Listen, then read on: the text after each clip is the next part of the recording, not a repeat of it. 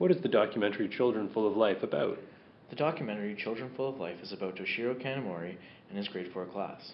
The documentary shows us Kanamori's unique teaching style. What he does is teach his students that the most important thing to learn is how to live a happy life and how to build long, lasting, and strong friendships. Can you give us a more in-depth description of his teaching styles? Maybe a couple examples that makes him different from other teachers?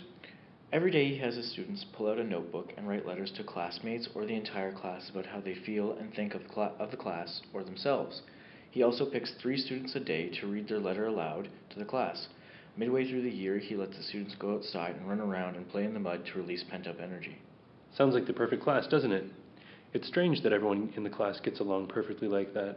Oh, don't get me wrong, there's some conflict. There was a couple cases of bullying, and Kanamori put an end to it almost immediately. Though it did take a few days, he kept the class from going out for the recess time and lunchtime to talk it out and put an end to it.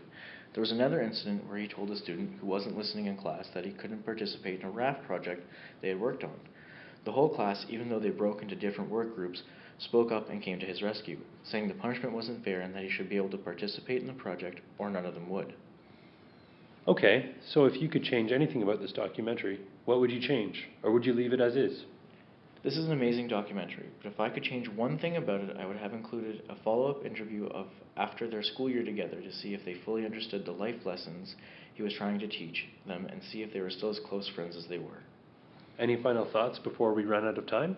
Actually, I forgot to mention something earlier. Other teachers often visit or sit in on his class to watch and try to adapt Kanamori's style of teaching into their own. That's it, other than telling the listeners to check it out for themselves.